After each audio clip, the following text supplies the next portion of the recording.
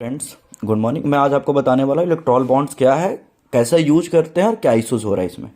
तो Electral bonds एक तरीके का बॉन्ड है जिसमें आप किसी से 10 रुपये का टॉफ़ी लेते हैं, किसी को देते हैं, वो बंदा उस टॉफ़ी को खाता नहीं है, उस टॉफ़ी को जाकर के उसी दुकान में देता है, बोलता है भाई मुझे ये टॉफ़ी नहीं दी, मुझे कैश दे दो।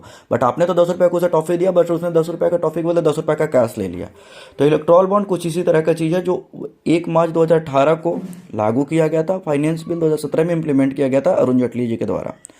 कौन इसे ले सकता है? इसे कोई भी ले सकता है कंपनी, जो बट वो कंपनी केवाईसी कंप्लाइंट होना चाहिए बैंक में, और ये वैलिड सिर्फ 15 दिन के लिए होता है। ठीक है, जैसे कि अगर आज लिए तो आज से सिर्फ 15 दिन के लिए वैलिड हो सकता है। लाइक जैसे चेक होता है ना, इतने दिन के लिए वैलिड, फलाना ढमकाना, उस टाइप का। तो अभी का जो बेंच जो इस केस पे सुनवाई कर रहा है, उन्होंने एसबीआई से ये है, उन्होंने एसबीआई से ये डिमांड किया है कि भाई मुझे जनता को ये जानने कहा कि किस कंपनी ने कितना पैसा दिया, किसने उसको कितना लिया।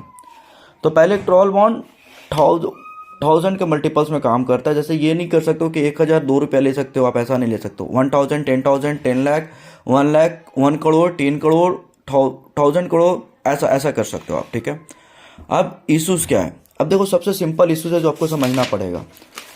बैंक बैंक बैंक मान के चलो एक कंपनी है XYZ, ठीक है, उन्होंने 1 लाख का इलेक्ट्रॉल बॉन्ड खरीदा और उन्होंने ABC कोई किसी भी पार्टी को वो बॉन्ड दे दिया। अब क्या हुआ कि ABC जो है ये 1 लाख को इन कैश करवा ली। इन कैश मतलब बैंक में जाकर बोली कि भाई ये लो, मेरे पास 1 लाख वैल्यू का बॉन्ड है, मुझे 1 लाख रुपया कैश दे दो, या मेरे पार्टी के फंड में डाल दो, या किसी में भी डाल दो। अब क्या है कि बैंक का कहना है ना कि ये वाला मतलब किसने इलेक्ट्रॉल बॉन्ड खरीदा वो तो डिटेल है, किसने कितना इलेक्ट्रॉल बॉन्ड करवाया इन कैश वो भी डिटेल है। दोनों आप पोर्टल पे चल जाओ, इस इलेक्शन कमीशन का, उस पर मिल जाएगा। बट अभी इशूज हो रहा है कि अच्छा एक बात बताओ आप लोग कि XYZ कोई कंपनी है, उन्होंने 1 लाख रुपया का अगर बॉन्ड लिया, वो ABC को दिया या DCYZ पार्टी को दिया है, मुझे कैसे पता चलेगा? और ये चीज़ इतना हार्ड क्यों हो रहा है SBI जैसे बड़ी संस्थानों को प्रोवाइड करने में? क्योंकि मुझे जितना पता, आप लोग सबको पता है कि जब आप बैंक में चेक भी देने जाते हो तो चेक के पास एक यूनिक नंबर होता है, या इवन आप स्टैम्प भी लिखवाने जाते हो जमीन वीन का काम को, तो यूनिक नंबर होता है जो आइडेंटिफाई होता है कि ये इस बंदे का है। तो जब आप कोई एक कंपनी केवाईसी कंप्लाइंट है लाइक ABC XYZ करके, और वो ले ली 1 लाख का, तो आपको ये पता होना चाहिए कि XYZ जो उस पर नंबर होगा बॉन्ड पे 1245 जो है, इसको इनकैश किया है ABC ने।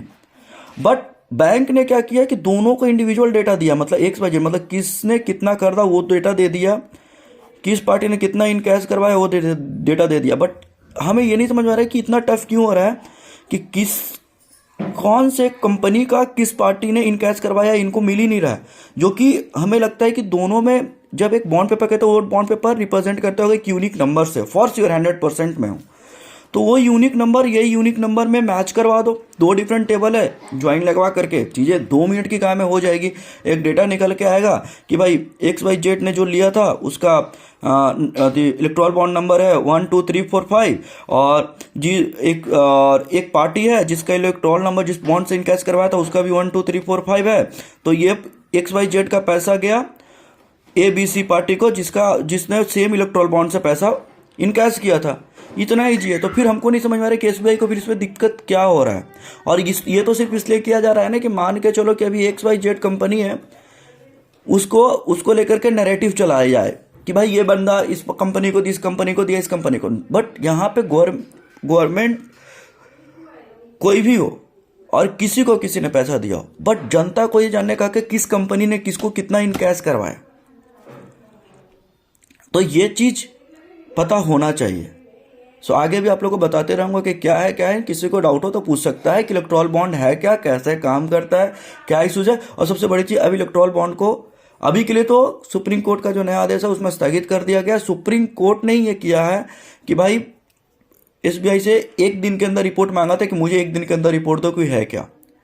और जितना टफ SBI ये भी कर रही है ना कि मेरे पास दोनों डेटा है कि किसने लिया है, किस कंपनी ने कितना अमाउंट का बॉन्ड खरीदा है, किसने कितना अमाउंट का इनकैश करवाया है।